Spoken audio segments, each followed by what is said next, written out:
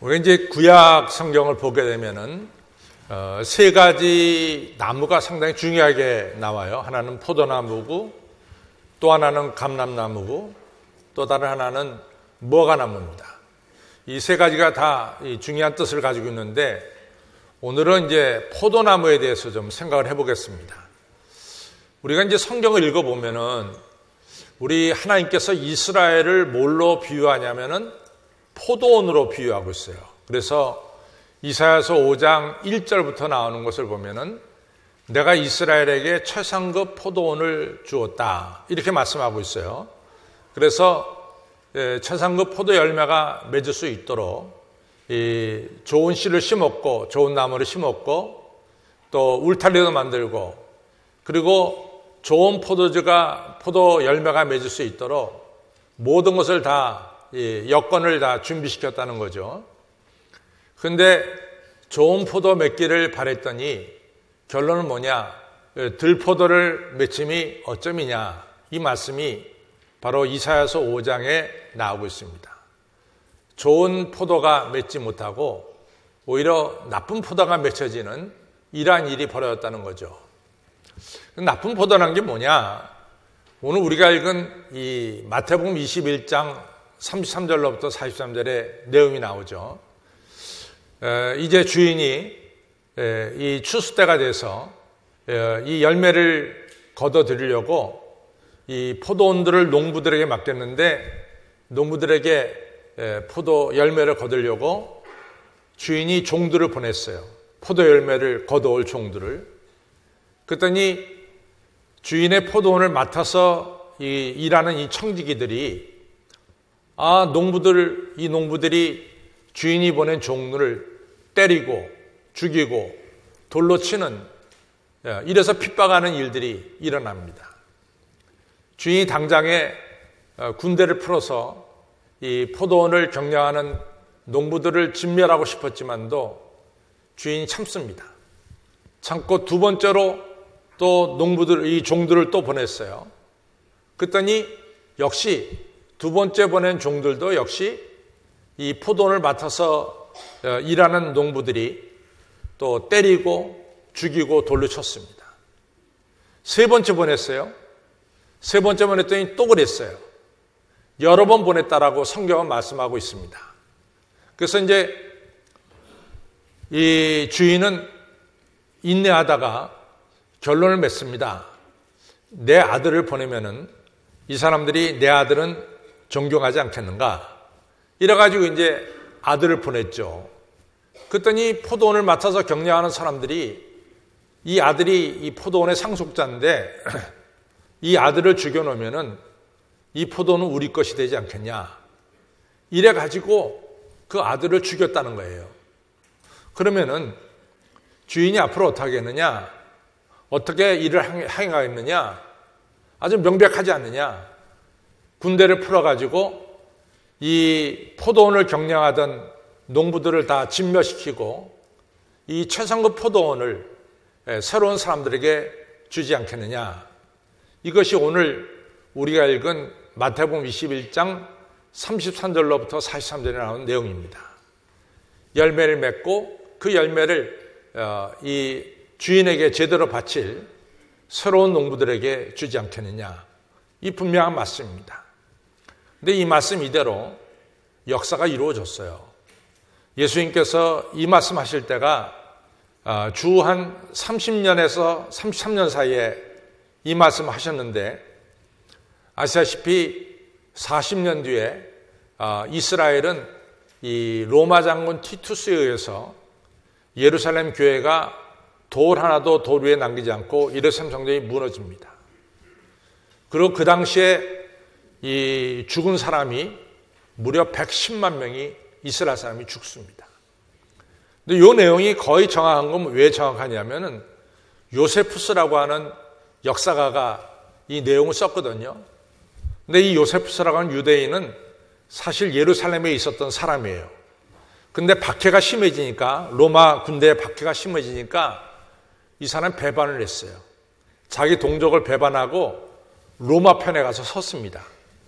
그래서 이 사람이, 대부분의 사람들이 다 죽었는데 이 요세푸스만큼은 죽지 않고 살았어요.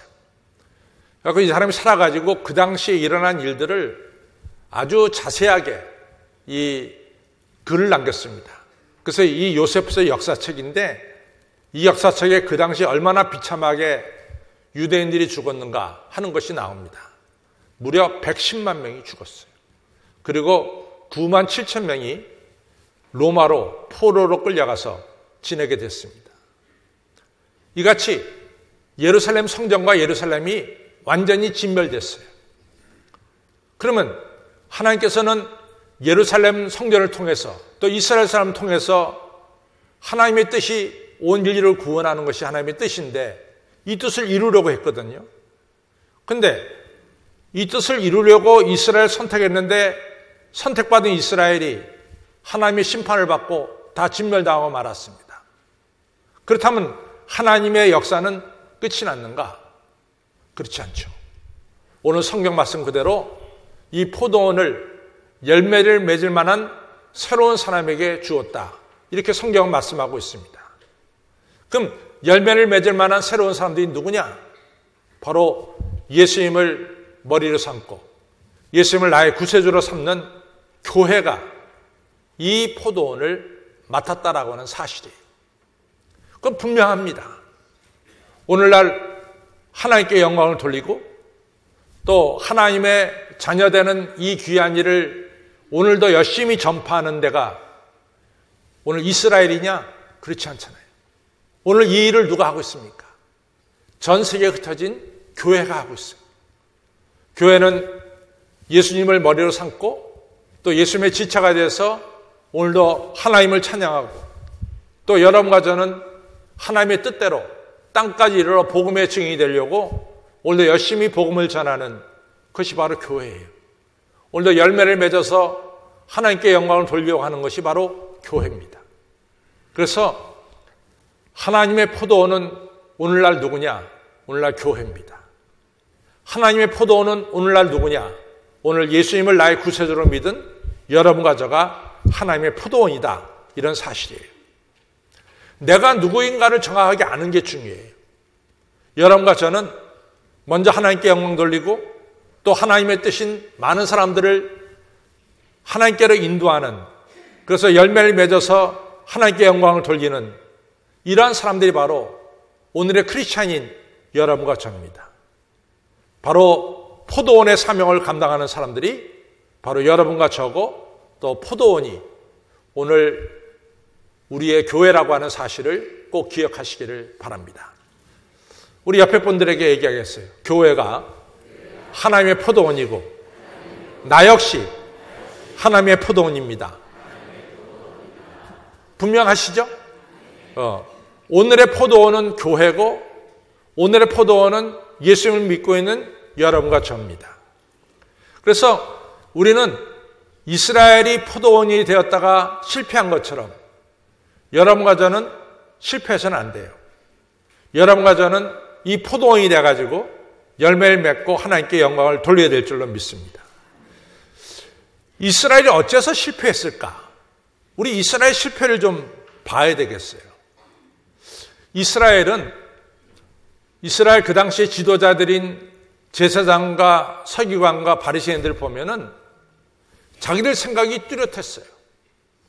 자기 생각에 하나님의 아들 메시아는 이래야 된다라고 하는 어떤 자기 생각과 자기 철학이 세워졌어요. 그 중에 하나가 뭐냐면은 메시아는, 그리스도는, 기름 부음 받은 자는 시시한 데 태어나서는 안 되는 거예요. 예를 들어서 물론 예수님이 베들레헴에서 태어났지만은 자라는 것이 나사렛이에요. 그래서 나사렛 같은 데서 자라는 사람이 우리의 메시아가 된다? 그거 안 된다는 거예요. 또 그 아버지가 별로 배우지 못한 목수다? 그것도 안 된다는 거예요. 그러니까 예수님이 나사렛에서 성장하셨고 아버지가 목수고 어머니가 마리아, 그 아들이 바로 예수인데 이 예수가 그리스도가 아니라는 거지. 기름 부음 받은 자가 아니라는 거지. 자기들의 틀, 자기들의 생각 그 밖의 사람이라 이거죠. 자기의 틀, 자기 생각에 맞는 사람이 아니라는 거지. 그래서 예수님을 배척을 했어요. 예수님을 받아들이지 못했어요. 이것이 큰 문제입니다. 그러니까 예수님이 뭐라고 말씀하냐면 예수님을 안 받아주니까 예수님이 이 새 술은 새 부대에 넣어야 된다. 너희들은 낡은 생각, 낡은 가죽 부대를 가지고 있기 때문에 이같이 새 술을 담을 수가 없다. 다시 말해서 복음을 너희들이 담을 수가 없다. 이런 분명한 얘기를 하고 있습니다. 자기 생각, 자기 철학을 앞세우는 사람은 절대로 예수 그리스도를 우리 중심에 모실 수가 없다는 거죠. 두 번째로 왜 이스라엘이 실패했느냐? 실패한 것 중에 두 번째 이유는 변화되는 것을 거부했습니다. 이스라엘이 변화되는 것을 거부했어요. 예를 들자면은 세례 요한이 처음 한 설교가 뭐냐면 회개하라 천국이 가까웠답니다. 그럼 예수님의 처음 한 설교도 뭐냐? 똑같아요. 회개하라 천국이 가까웠다. 회개하라는 얘기는 뭘 의미합니까? 지금까지 네가 살아온 삶을 이젠 그만두고 다시 새로운 삶으로 살아가는 것이 회개입니다. 우리는 회개에 대해서 조금 잘못 오해하는 게 있어요. 내가 잘못한 것에 대해서 깨닫고 하나님 내가 잘못했습니다라고 고백하는 것, 거기까지만이 회개인 줄 알아요. 물론 그건 회개죠. 그러나 회개의 결론적인 목적은 뭐냐면 우리의 삶이 바뀌는 거예요. 지금까지 똑같이 죄 짓는 삶에서 내가 잘못했습니다라고 회개하고 이제는 죄 짓지 않는 삶으로 변화되는 것이 회개입니다. 회개는 단순히 입으로 내가 잘못했습니다 고백하는 것 끝나는 게 회개가 아니라 회개는 우리의 삶을 하나님이 원하시는 삶으로 새로운 삶으로 바꿔나가는 것이 그것이 바로 진정한 회개라 이 말이죠. 그러니까 세례 요한이 이같이 회개에 설교한 다음에 사람들이 그러면 제가 회개하는 게 뭡니까? 라고 물어봤어요. 그랬더니 세리한테는 세리야 네가 정한 세 외에는 더 받지 말어. 예를 들어서 A라는 사람에게 네가 5만 원의 세금을 내야 된다고 생각하면 5만 원만 받아야 돼. 네가 7만 원, 8만 원 받아서 5만 원은 로마 정부에 보내고 2만 원, 3만 원은 네가 챙기고 그러면 안 되는 거야. 정한 세 외에는 받지 말아라. 그러니까 구체적으로 행동을 말하는 거죠. 부인들이 왔어요. 저희들은 뭐가 회개입니까? 너는 힘을 가지고 강포를 행하지 말아라. 이 약한 사람들을 갖다 누르지 말아라. 너 다른 사람을 갖다 거짓말로 고소하지 말아라 말이지. 부자가 왔어요. 제가 어떻게 하면 회개하는 겁니까? 넌 옷 2벌 있으면 한 벌을 가난한 자에게 줘야 돼. 그것이 회개야. 아주 구체적으로 회개는 뭐냐? 회개는 지금까지 살아온 삶을 바꿔서 새로운 삶을 사는 것이 회개라고 하는 사실을 분명하게 말씀해주고 있습니다. 여러분, 우리가 누가복음 19장에 삭개오와의 이야기가 나와요. 삭개오가 예수님에게 찾아왔어요. 예수님 삭개오 집에 갔죠. 그랬더니 삭개오가 첫 번째 한 얘기가 뭡니까? 예수님, 내가 남에게 도둑질한 것, 토사한 것이 있으면은 정한 것 외에 더 받아들인 것이 있다면 제가 4배를 갚겠습니다. 그리고 내 소유의 절반을 딱 띄어서 가난한 자들에게 나눠주겠습니다. 그때 예수님이 하신 말씀이 뭡니까? 이 집에 구원이 임하였도다. 네가 참으로 회개하고 회개에 합당한 열매를 맺었다. 이 집에 구원이 임하였도다. 너는 아브라함의 후손이다. 그 즉시로 회개에 합당한 열매를 맺을 때 예수님은 그 집에 구원을 선포하고 아브라함의 이러한 축복을 선포하는 것을 알 수 있습니다. 그러나 마태복음 19장의 부자 청년은 회개에 합당한 열매를 맺질 않았어요. 그러니까 쓸쓸하게 돌아갈 수밖에 없는 거죠. 성도 여러분, 우리가 포도원이 된다는 것은 그리고 하나님 기뻐하신 열매를 맺는다는 것은 우리가 새 가죽 부대가 되어야 돼요. 뭐니 뭐니 해도 예수님을 내 중심에 모시는 이런 새로운 그릇이 되어야 될 줄로 믿습니다. 예수님 모셔야 돼요. 우리가 옛 생각, 낡은 생각, 낡은 철학으로 가득 차 있으면은 그 안에 예수님을 모실 수가 없죠. 우리가 이 낡은 생각, 옛 생각을 벗어버릴 때만이, 새 가죽 부대가 될 때만이 우리는 예수님을 우리 중심에 모시는 포도원이 될 수가 있고, 또 우리가 잘못된 것을 회개하고 변화되어야만이 여러분과 저는 선한 열매를 맺을 수가 있습니다. 여러분 그렇습니다. 예수님이 영접하시고 또 예수님께서 말씀하신 대로 여러분과 저는 변화돼서 새 가죽 부대가 되어야 될 줄로 믿습니다. 구체적으로 우리가 새로운 가죽 부대가 되고 우리가 열매 맺는 포도원이 되는 이런 구체적인 게 뭘까? 구체적인 것 첫 번째가 뭐냐면 두말할 것도 없이 예수님 말씀에 순종해야 돼요. 순종만이 열매를 맺고 순종만이 변화의 역사가 일어납니다. 순종이 없이는 듣는 것으로 끝난다면 절대로 우리는 변화될 수도 없고 열매를 맺을 수가 없는 거예요. 그건 성경에서 너무나 많이 나와요. 베드로가 평생을 고기 잡으며 살았어요. 근데 예수님께서 베드로에게 너 이제부터는 사람을 낚는 어부가 되라 그랬어요. 베드로가 지금까지 그가 쓰고 있었던 그물과 배를 버려두고 그 다음에 예수님을 따라서 사람을 낚는 어부가 된 거죠. 또 하나는 마태도 마찬가지예요. 마태도 지금까지 이같이 세무소에서 세리로서 일했어요. 마태는 바깥에 나가서 세금을 매기는 사람이 아니라 사무실에서 그 세금을 정리하는 세리로 일했어요. 근데 예수님께서 마태를 불렀어요. 그러니까 마태가 그 즉시에서 그 사무실을 떠나서 예수님을 따르는 역사가 일어났습니다. 여러분들 아브라함도 똑같잖아요. 아브라함이 익숙한 고향, 모든 것이 편하고 눈 감고도 다닐 수 있는 그 고향에 살았어요. 근데 하나님이 느닷없이 아브라함에게 너는 본토 친척 아비 집을 떠나 내가 네게 지시할 땅으로 가라. 그때 아브라함이 떠납니다. 그래서 아브라함이 믿음의 조상이 되고 복의 통로가 됩니다. 우리가 예수님 말씀에 순종할 때 우리는 변화가 되고 그리고 열매를 맺게 되는 줄로 믿습니다. 말씀을 순종해야 돼요. 이것이 가장 중요한 거죠. 두 번째로 여러분과 제가 중요하게 생각해야 되는 것은 뭐냐면은 사실은 예수님을 주인으로 삼고 우리가 말씀에 순종하는 것, 그 다음에 순종의 구체적인 게 뭐냐?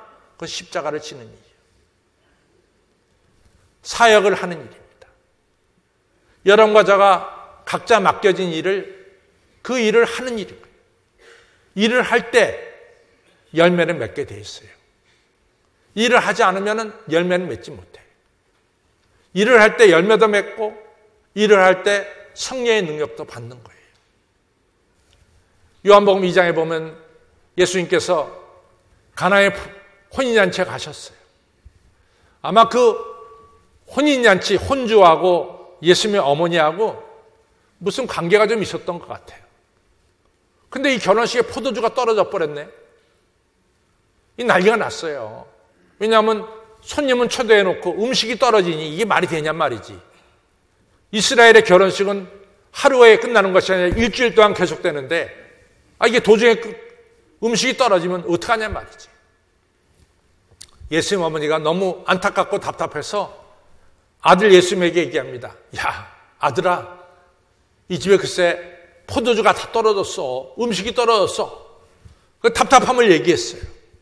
그때 예수님이 뭐라고 말씀하냐면 아직 내 때가 이르지 아니했습니다.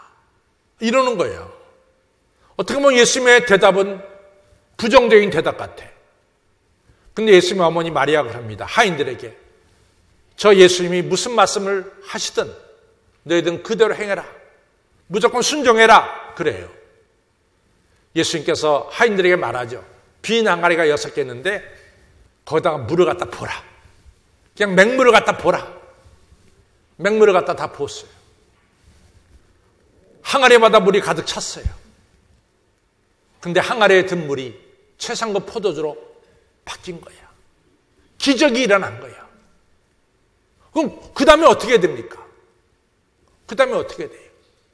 당연히 뭡니까? 최상급 포도주를 사람들에게 나눠줘야지.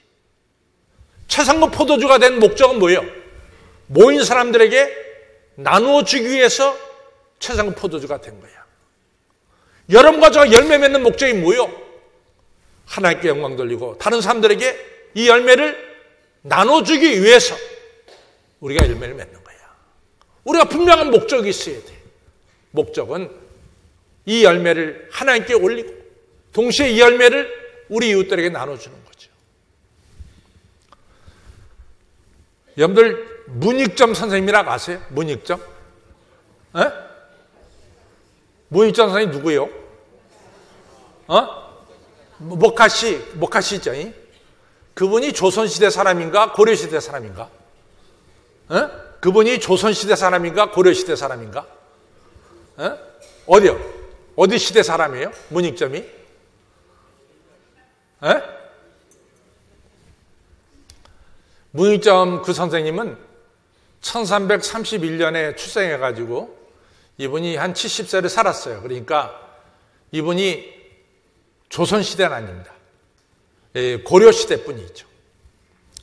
근데 아시다시피 고려시대 때는 중국에는 원나라가 지배할 때죠. 근데 원나라는 이 금수 품목, 절대로 수출해서는 안 되는 품목이 한 2가지가 있었는데 그 중에 하나가 면화씨예요. 왜냐하면 그 당시만 해도 우리나라는 옷이 딱 2벌이야. 하나는 비단옷이고 누에고치에서 나는 비단옷이고 또 하나는 삼배옷이야. 근데 삼배옷은 겨울에 입을 수가 없어. 너무 추워가지고. 여름에만 입어. 그래갖고 이 무명으로 된 옷, 면으로 된 옷은 원나라로부터 수입해서 입었어요.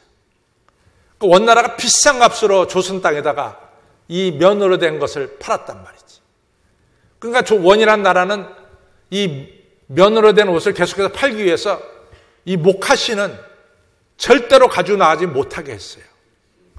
그런데 그때 우리가 한 대로 문익점 선생님이 이 중국에 가서 몰래 면화씨를 부통에다 가지고 왔죠.